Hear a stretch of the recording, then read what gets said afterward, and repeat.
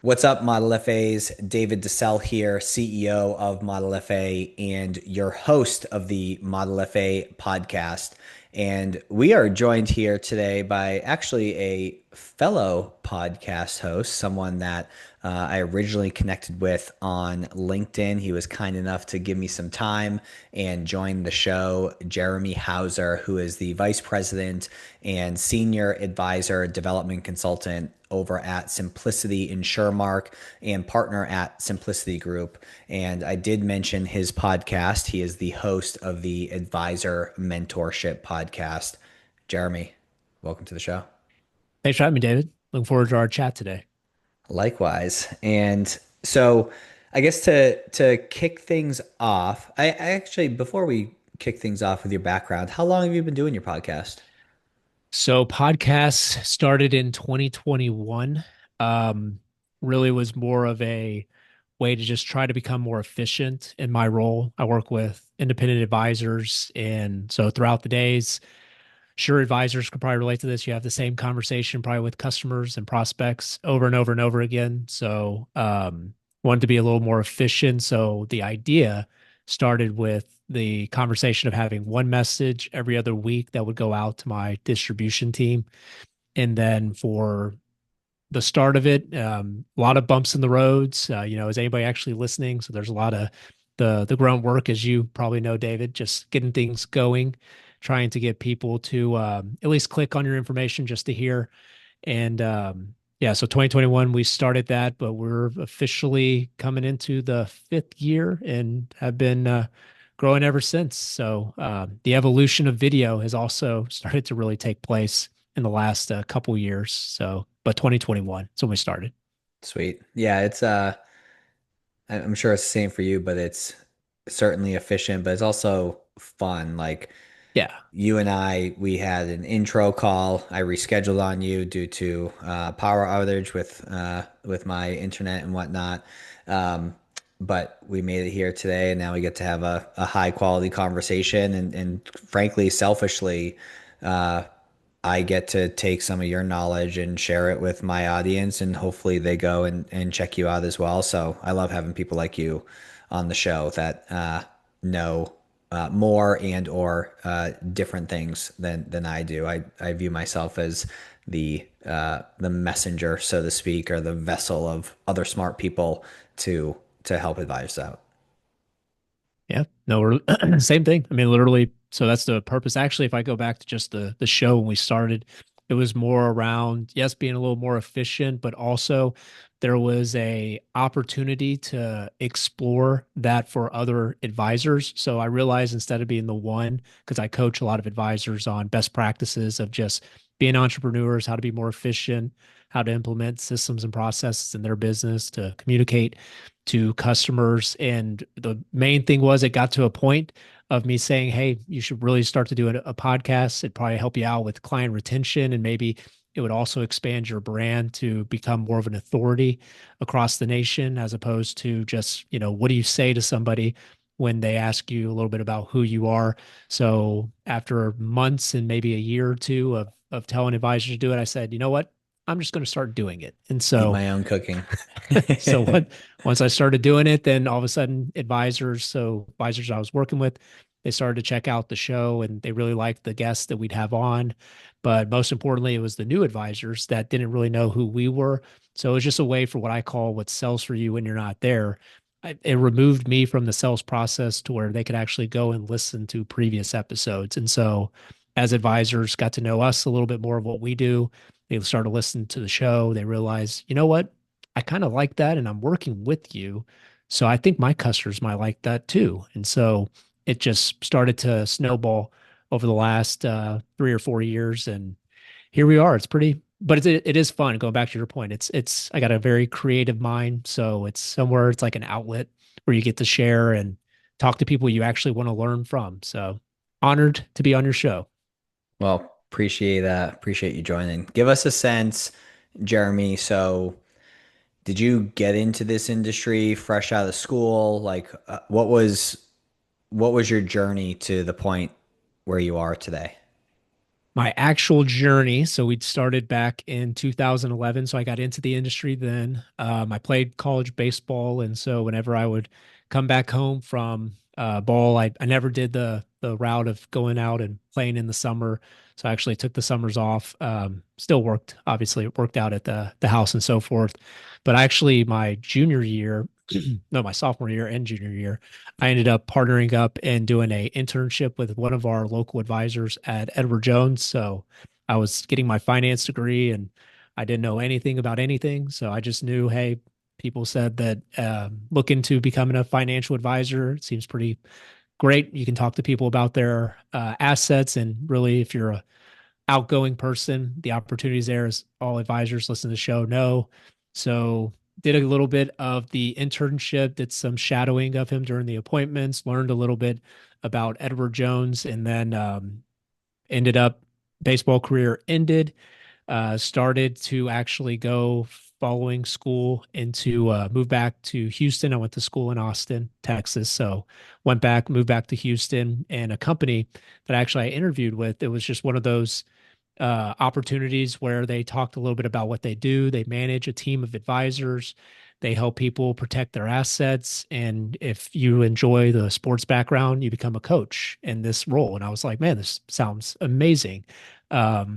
So when you take a look back of really like the history and evolution, it's interesting because I didn't come through necessarily the wire house of my training. I came from the independent channel. So a lot of these entrepreneurs that are insurance only or people that are registered investment advisors, and these are people that left maybe the wirehouse for all the training they got over the years. And so we would have all these events and all these trainings to where our top advisors would share what's working for them, why they may have left the wirehouse. Not saying the wirehouse is bad, but I got a perspective over the last decade plus of just top performing people who were basically telling us, how to run a business. What are customers looking for? Having access to more of the playbook than what they may have had at XYZ company. So therefore, as the evolution of the career continues to take off, I have pretty much the privilege through where I sit to not just meet some of the top advisors in the independent space across the country, but just through our carrier partners and also people in companies we're aligned with.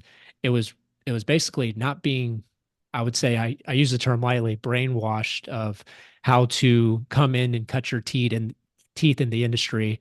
It was more of getting the cherry picked opportunities of like, wow, just like this seems like a very solid structure. And I don't know why a lot of financial advisors wouldn't do this, but I quickly realized that when you're running a business, there is a cost to that. So when it comes to marketing, hiring people, and all these other events that go into actually running a business as an independent, as opposed to maybe putting on the jersey of your favorite bank or whoever you're aligned with. So that's how the journey started. Where we're going and how we're at right now is Simplicity is actually the company that purchased our company roughly 8 or so years ago. So Simplicity Financial or Simplicity Group, we have a Simplicity Financial Distributors, broker dealer distribution partner as well too. But our team has, over the last 8 years, we now have about 90 offices across the country.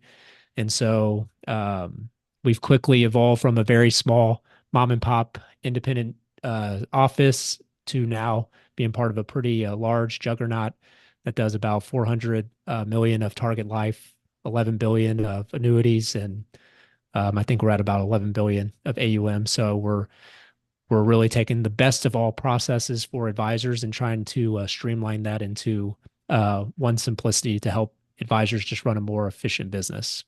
Long-winded Sweet. answer, but that's where we're at today. That's the exact answer I was looking for. Yeah. Very contextual.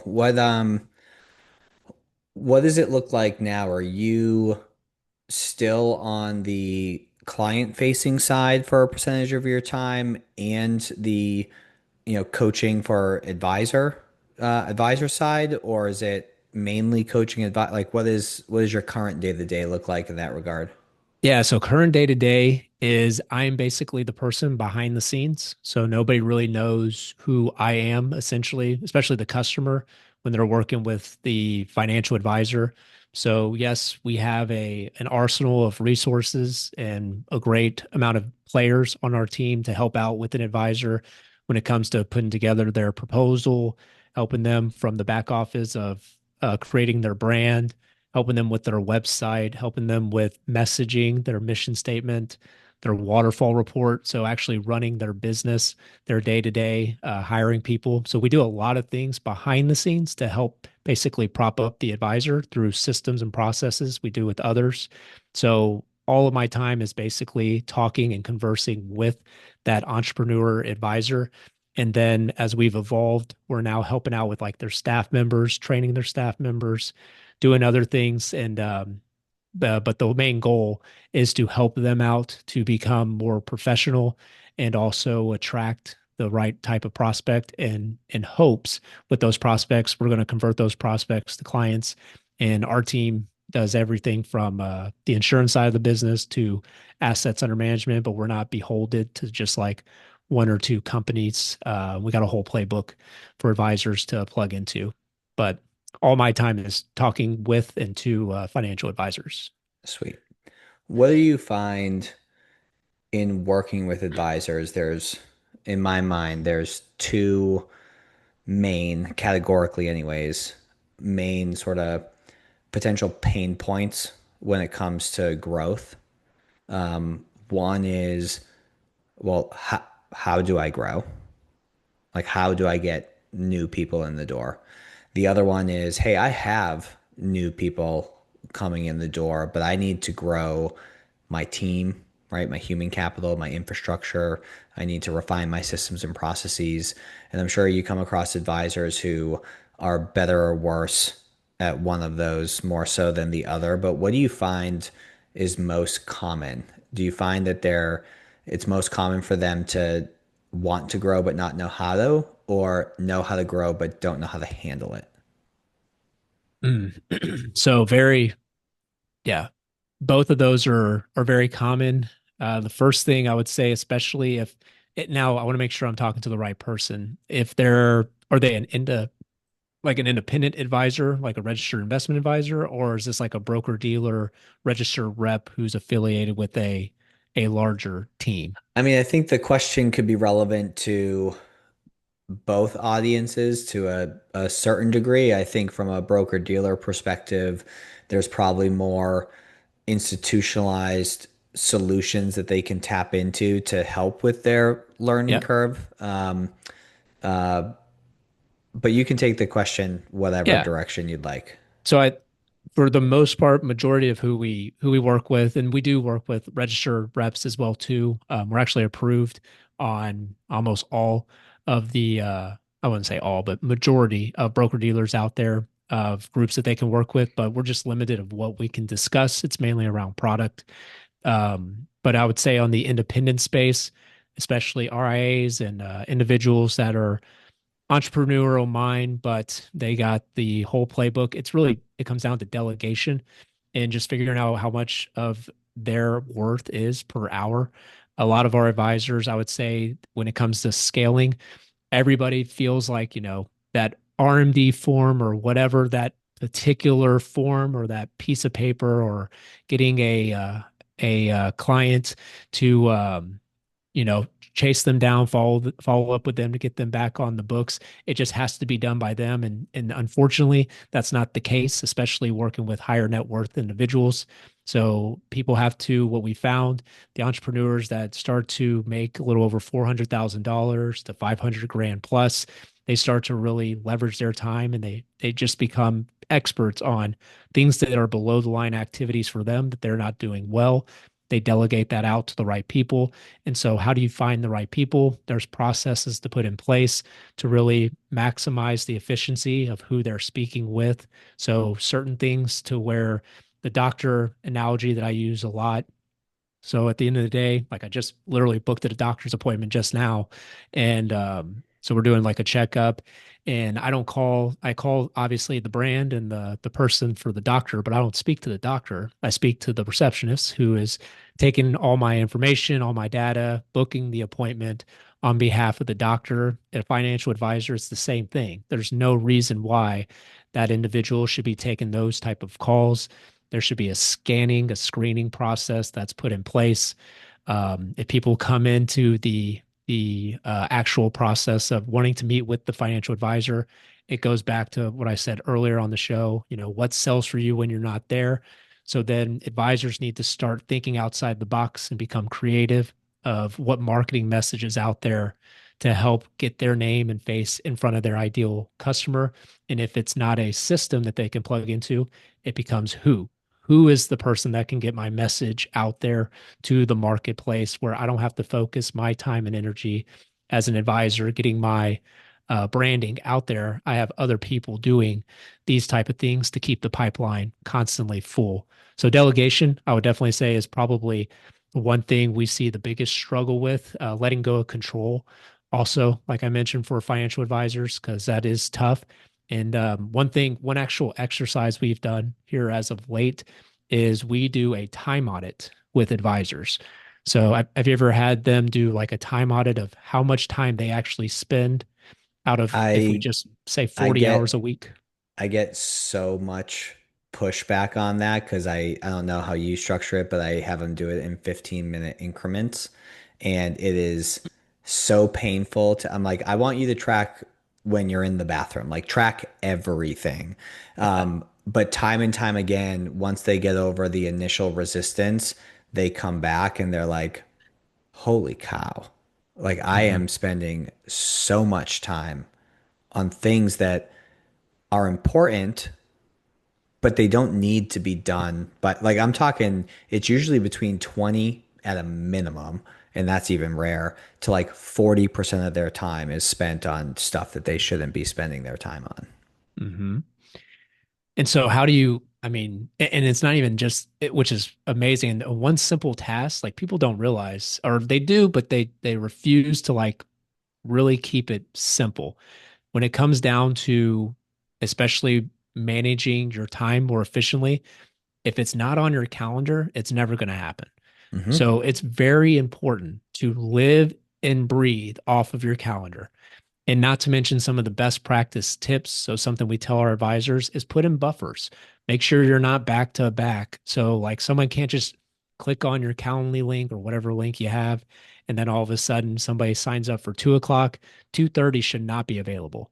It should be maybe 2:45, or it should be just put in buffers to make sure that you're not over stacking yourself to where now you're falling behind in the day of what you're looking to do. Also, block out, I would say, once a week minimum. We have advisors that block off basically a 2 hour time spot, maybe a morning of one day a week. And then that consistent flow is just going to be more of a time for the advisor to have time for themselves, maybe recording a lot of their videos, recording their podcasts if they choose, or if that big prospect all of a sudden needed you that week, that's the time slot that that person could go into. Hmm. So that's more of your revenue generating activity time frame. So I can't say that enough. The time auditing, but also audit the people around you. So that's one thing for successful entrepreneurs, especially when they're making a little over $1 million or so. Um, I would definitely say that they need to start becoming more aware of like the negative energy or people that maybe might be slowing down based off of the business and how they're growing and scaling. Sometimes the people around them can end up actually struggling.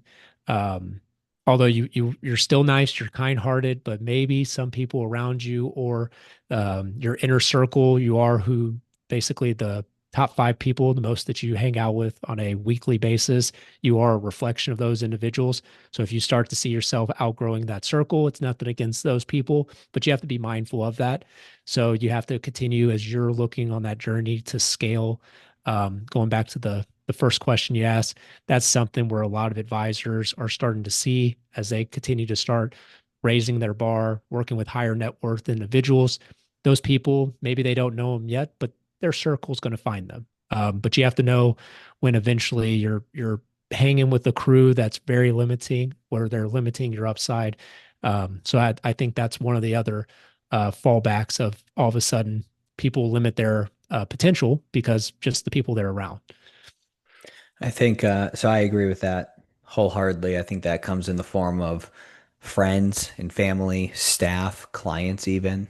You have that client that schedules a meeting and you're like, oh, I am not looking forward to this. When you're at that sustainable level of revenue and income, like you have the ability to no longer work with that person, and transition them or get rid of them, like you said, kindly though. And it's all like, I feel like up until between 500,000 and $1 million in revenue, like you have to say yes to most everything.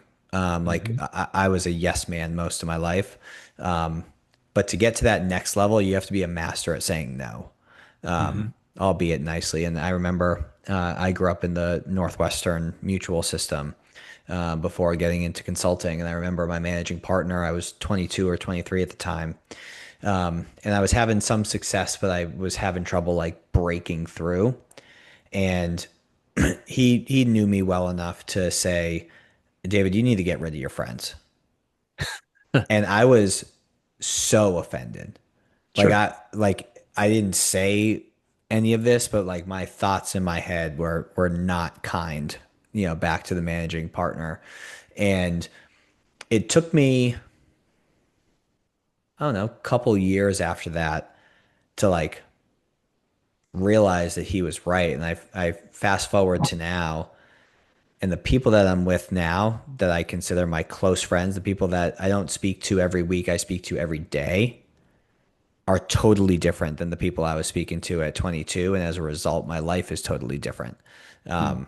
And I share that personal story because it's what you just said is true. It's just not always easy to hear, especially when you're young and you still have your friends from college and your drinking buddies and the people that you watch football with and all that type of stuff, fantasy football, all that. It's like, well, are those the people that are living a life that's a reflection of what you'd be happy with?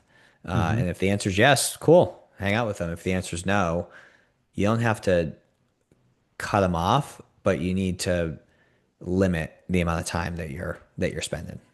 Hmm. And I think it's not that there's nothing wrong with them. I mean, at the end of the day, I mean, they're still, you would call them friends. It's just you don't hang out with them as much. I mean, you just got to be very mindful of, where they are in their lives, where you are, where you're trying to go.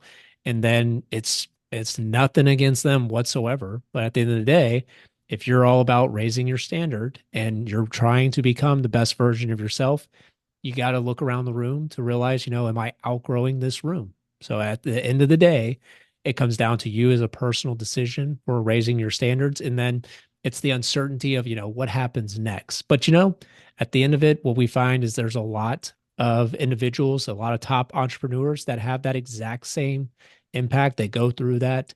And all of a sudden, here they are, fast forward a year, 2 years later, they've not only bettered their lives, they have more time with their family, they're making more money, they're helping impact more in their community and others around them. And all of a sudden, they have just different people they hang out with, but it's an alignment of basically now they're learning, like, wow, I didn't realize that I can do X, Y, and Z with my time. And now you're looking into traveling to this or doing that. You're now basically becoming a world traveler because of the people you're hanging out with. Therefore, that attracts higher net worth individuals too. So Mm-hmm. therefore, you can live the experience of who you're trying to attract as a financial advisor when it comes to the type of prospect that maybe you're looking to have conversations with. So although you may not have closed that individual that has $5 million net worth plus maybe 5 years ago, well, that's because you weren't relatable, but now maybe Mm-hmm. you are. So therefore, it's nothing against the friends of who you've grown up with or anything there. It's just really put in the, I call man in the mirror moment of who you're trying to become, and then you attract who you want to be. Um, and it just works out. It just really does. So, yeah. For sure. Um, One of the topics I wanted to bring up today, Jeremy, as a fellow millennial, um, Yeah. one of the one of the ways in which advisors can grow substantially for the next 3 to 8 years, maybe, is capitalizing on the distribution of wealth from one generation to the next.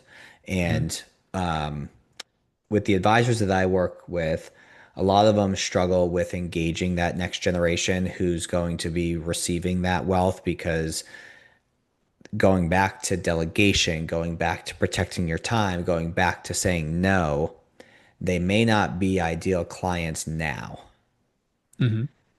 but they will be ideal clients as that wealth is transferred. And they need to strike a balance between not spending a ton of time with them, in my opinion, while also not completely ignoring them so that they, like, I have someone on my team who his father's advisor wouldn't even meet with him, and he called me all you know, upset, and being like, I'll never give him, you know, my money that I have now or the money that I'm going to get from my dad. I'm going to find someone else because the person wouldn't even meet with them. When you're coaching advisors, how are you positioning them to not only be helpful now, Mm-hmm. but also be helpful in the future when those assets are transferred?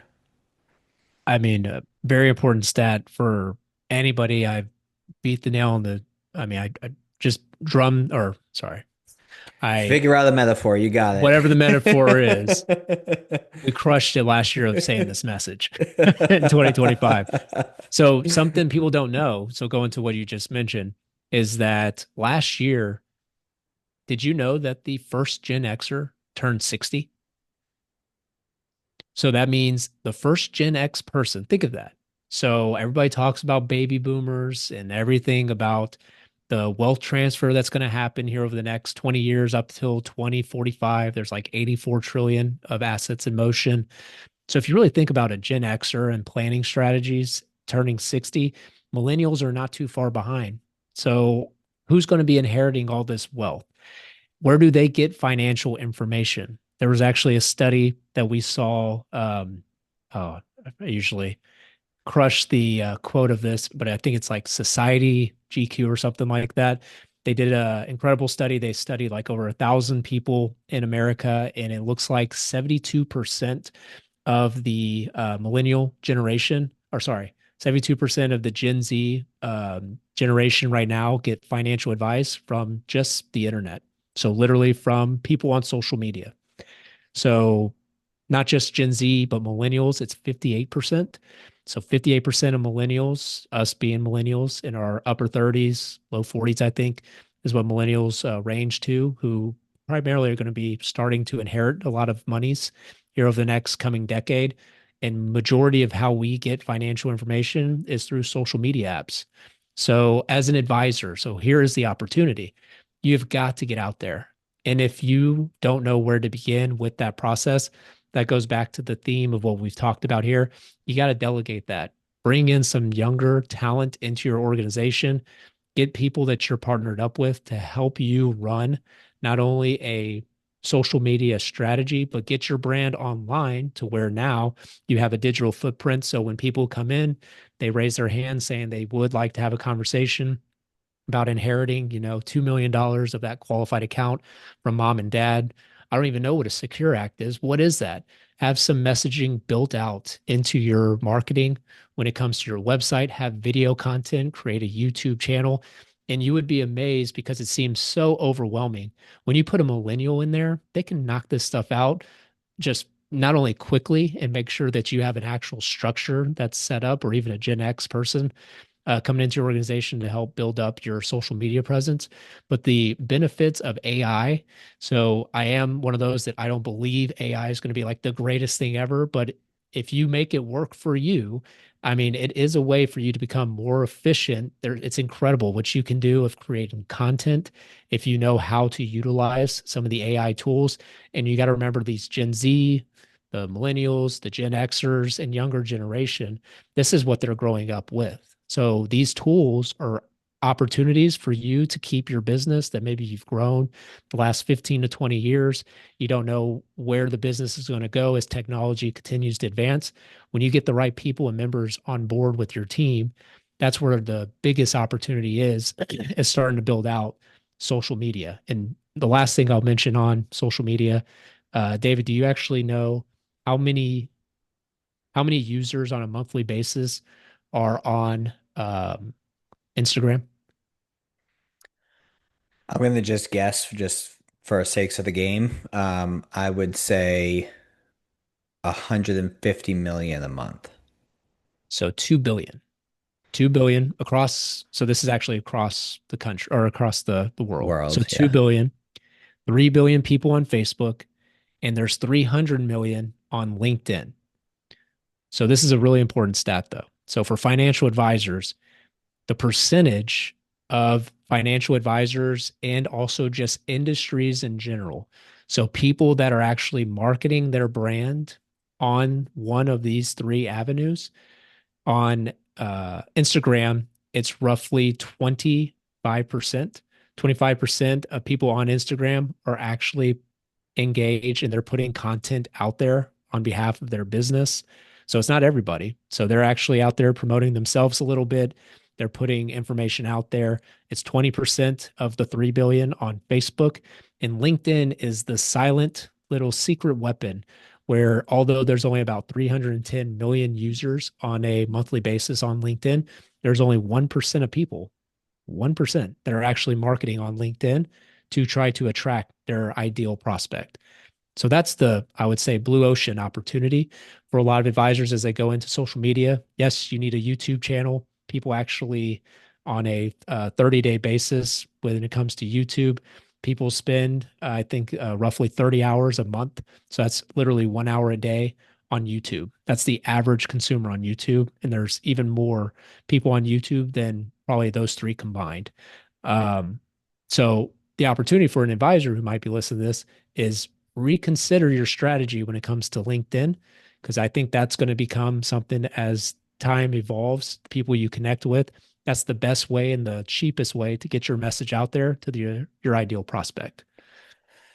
Well, it's interesting because a lot of advisors think that, and that's mind-boggling, and I'm definitely gonna steal that stat and say that it was It's all you. I got it research from you, by David. Jeremy, uh, because I don't have the source, but you'll be my source that I reference. But 1% are creating content on LinkedIn, and the reason why that's bananas to me is because most advisors at this stage think that LinkedIn is saturated. But the reality is they're connected to a bunch of other advisors. So they're in their own Correct. echo chamber and they assume that these consumers are seeing all of these advisors creating content and pushing it out there. But it's not, it's just their little circle of folks. Um, so, And I actually, just so you have it, and you can leave it to your audience too. So there's a website. You go to insuremarkamp.com/premium. There's a quick video of me talking about that exact demographic of how advisors are taking advantage of social media. But that's also a strategy too. So our team actually helps advisors when it comes to creating content. So then it comes back to actually recording videos and then making it user friendly when it comes to promoting your content instead of just you maybe in front of a screen talking for the next 90 seconds. So that's become the real opportunity for advisors to continue to try to attract the younger demographics because, like to what you said, they may not have a lot of money as of today as a 45-year-old or approaching 50, still in their working years, or maybe even their upper 30s. But all of a sudden, something happens to mom and dad and they inherit a little over seven figures. Now, all of a sudden, the advisor is going to want to have a conversation with them, or most importantly, another stat for you, basically 88%. So this is a legit thing from, I think it was a Sorelli report that they ran 3 years ago or 2 years ago. So 88% of people who inherit monies from their, so the kids that inherit the monies from their parents, 88% of them leave their financial advisor. mhm. So that should just absolutely terrify you. If you're a financial advisor, what is the point of spending all this money on marketing to attract new people if 88% is the number that you're looking at of people leaving you? So you got to start getting the kids involved. The best way to do so is start getting them to follow your social media, get their email address, nurture them, continue to market, put information out there. start maybe a podcast. If you don't want to do a podcast, you just got to start thinking outside the box to get these people engaged with your organization so they're not leaving you for someone on TikTok that doesn't even know what they're doing. It's amazing. So my partner, Dan, he was speaking at a conference and he was the third of three speakers that day. And the first speaker shared that exact stat. Mm-hmm. And it was all about engaging the next generation. Yep.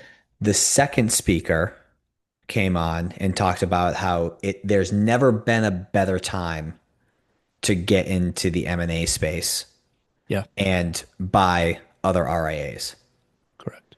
And the whole audience is sitting there shaking their head. And then Dan comes up and he's there to talk about organic growth and referrals. And he's like, I just, before I start like my thing, I don't know if you guys realize what just happened there. We had the first speaker say that 88% of clients are going to leave or 88% of the assets are going to leave when it changes hands. Mm-hmm. The next person said, there's never been a better time to buy. So if I came up here and I said, hey, I'm going to put together a list of all these restaurants that you should buy, but over time, 88% of all patrons are going to leave. Would you buy those restaurants? Correct. Right. And he's like, well, no. So then he talked about how he got into the referrals portion and not just referrals in general, but how you need to get referred to that next generation, build a relationship. And then to your point, how do you stay in front of them at scale? So you're protecting your time, but maintaining your relevance, being helpful and meeting them where they're at with the platforms that they engage with the most. But it was just mind boggling, back to back speakers basically saying the opposite of one another, or not taking what each other said into context. Mm-hmm. But fortunately, he brought it home, hit the nail on the head. That was what you were looking for. There you go. Yeah. Sometimes hey, just cut me off and just insert it. But yeah. um, well, sweet dude, and I couldn't agree more with the idea in practice of making sure that you're building something bigger than yourself, bigger than what your time can handle. And you can do that by getting behind a mic, getting behind a camera, getting behind the keyboard even. A lot of people have a lot of success in writing. All right. If you don't want to put your face or your voice out there, but it's just do something to be known and maintain your relevance to the people that you're working with and want to work with.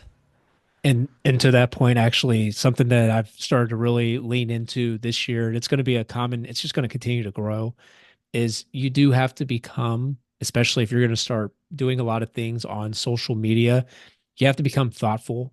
I mentioned LinkedIn earlier.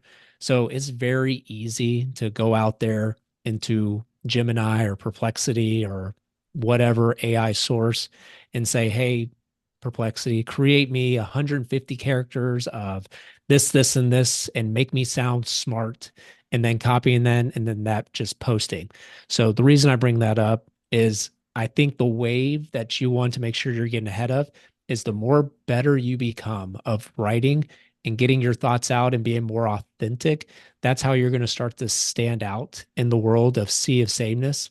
So the more that you can start getting very good at crafting your message through life experiences, talking about family, talking about actual client things that are going on with situations, leaving out their names, obviously, but real things that people emotionally can connect to, the better you can utilize that in the world of AI evolution. That's what's going to start to really bring in the audience of who you're trying to work with.